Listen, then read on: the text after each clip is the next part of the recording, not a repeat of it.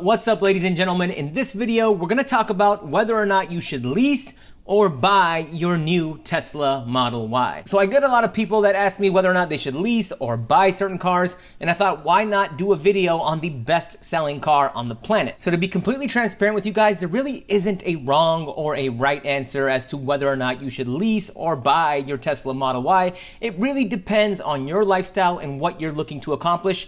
But I can tell you that if you're planning on keeping your Tesla Model Y for about 3 or 4 years, you're probably better off financially just leasing the Tesla Model Y. And in this video, I'm going to show you why. No pun intended. So with that, let's jump into the computer and let's kind of break down and do some analysis whether or not you should lease or finance your Tesla Model Y. All right, here we are, ladies and gentlemen, on the Tesla Model Y homepage. They usually have a buy now button down here, but what we'll do is just scroll up to where it says vehicles and we'll click on order a Model Y. Now we'll go over here to the right hand side, and instead of doing the probable savings, which takes the electricity into account and what your estimated payment or purchase price will be based on you driving an electric car and the money that you'll save versus a gas car, what we're going to do is just click on purchase price.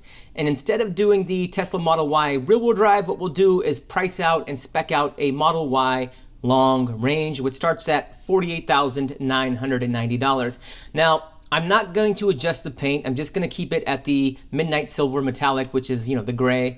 The white is an extra $1,000, the blue is an extra $1,000, the black's an extra $2,000, and the red is also an additional $2,000. So we'll do the gray, kind of a base Model Y.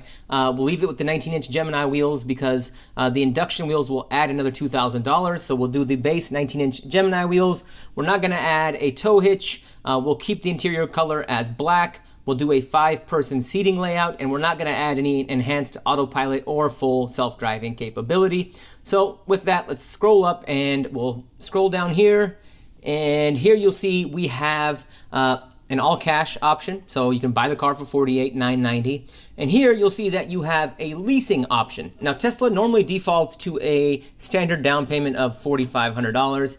And when you have a $4,500 down payment, which does not include the acquisition fee and taxes and any registration or licensing fees that you may have, the monthly payment is $479 a month using a 36-month term and 10,000 miles a year. Now, for simplicity's sake, what we're going to do is make this a $0 down payment. And as you can see here, when we do a $0 down payment, the monthly payment jumps to about $620 a month. Now, one of the rules that I use is the 1.25% rule of leasing, which essentially means that when you put no money down, if your monthly payment is less than 1.25% of the vehicle's MSRP, that's a great lease deal. Now, if it's under 1.5%, that's a good lease deal. And if it's under 1%, that's really an amazing lease deal. And there's just very few cars out there that actually meet that 1% quota. The Subaru Solterra is actually one of the cars that is a 1% lease deal right now as advertised. So let's go back to the computer. And what we'll do is bust out the calculator. Now, here in the state of Washington, we have roughly, or in Seattle, roughly a 10% sales tax.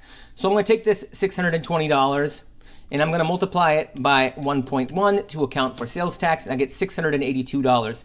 Now, if I divide this $682 by $48,990, I get 1.39%. So as you can see, ladies and gentlemen, this lease is, it meets the 1.5% threshold, meaning that the monthly payment with $0 down is less than 1.5% of the MSRP. It's at 1.39% of the MSRP. So overall, I think this is a good lease deal. I don't think it's a tremendous lease deal. I don't think it's like the best lease deal ever. But when you compare it to financing this car, I do think that this is a great lease deal. And one thing that people will ask is whether this includes the $7,500 EV tax credit.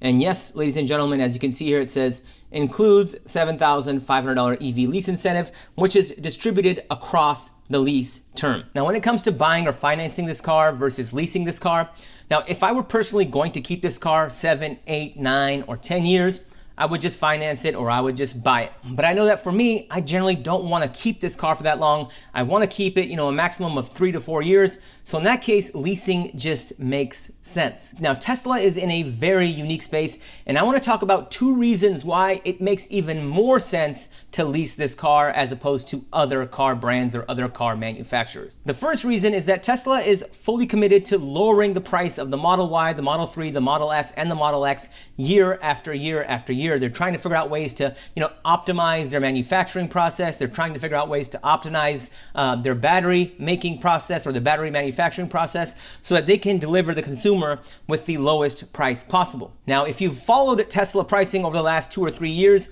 you will know that Tesla prices have come down dramatically over the last 2.5 years. And for people who bought their Teslas maybe 2.5, 3 years ago, they're sitting on a ton of negative equity because in some cases they bought their Model Ys for $20,000, $30,000 more than what they're selling for right now. And the same goes for the Model S, the X, and the Model 3. And due to this reason, leasing really just makes sense because it protects you from that potential downside and it protects you from having that negative equity because you know what your depreciation is going to be and you know what your out-of-pocket cost essentially is going to be when you lease the car. Because let's say I finance this car at $48,990 and then, next month Tesla decides to drop the price, an additional 10%. Well, that doesn't really work out for me financially if I were to buy or finance this car. But if I lease this car, look, I'm not as impacted as if I were to finance or buy this car. Now, the second reason I think it makes more sense to lease a Tesla Model Y, especially for the short term,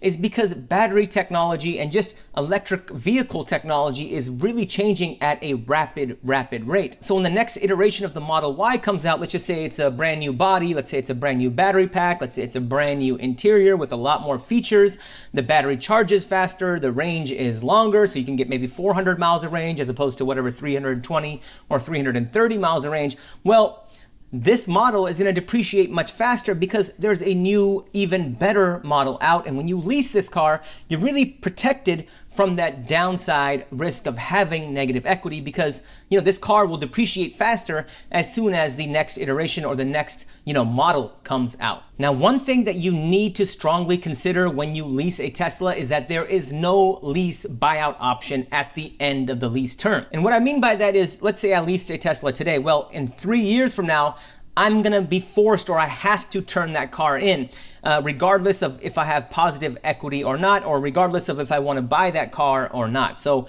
a lot of manufacturers usually have something called a residual value that's built into the lease, and we as consumers are able to buy our leased cars for that residual value amount at the end of the lease term. It's really up to us. Like if we have positive equity, we can buy the car and keep it, or we can trade it in before the lease ends for some profit. But with Tesla, you really don't have that option. You have to turn the car back in. So that is something to consider. And another thing to consider is the mileage. So if we go back to the screen here, you'll see that this lease is based on 10,000 miles. Anytime you lease a Tesla, you want to make sure that you're getting the correct mileage, right? If you know you drive 13, 14, 15,000 miles a year, then get the 15,000 mile a year lease. Because if you do not, it's going to be stated here, show details. Anyways, if you go over the 15,000 mile or the 12,000 mile threshold, you're going to be charged a fee. And so it just makes more sense financially to get more mileage up front rather than getting 10,000 miles and then having to pay the excess mileage penalties when you go to turn your Tesla back in. So ladies and gentlemen, I hope this video was helpful in helping you determine whether or not you should buy or finance or even lease a Tesla Model Y. And I will do it for other models. You guys can just let me know in the comment section below, and I'll give you, my take on whether I would buy or lease a particular model that you're looking at. But with that, ladies and gentlemen, I'm going to call it a video. If you could please like and subscribe to my channel, it would be greatly appreciated. Financial knowledge is power. Please like and follow for more.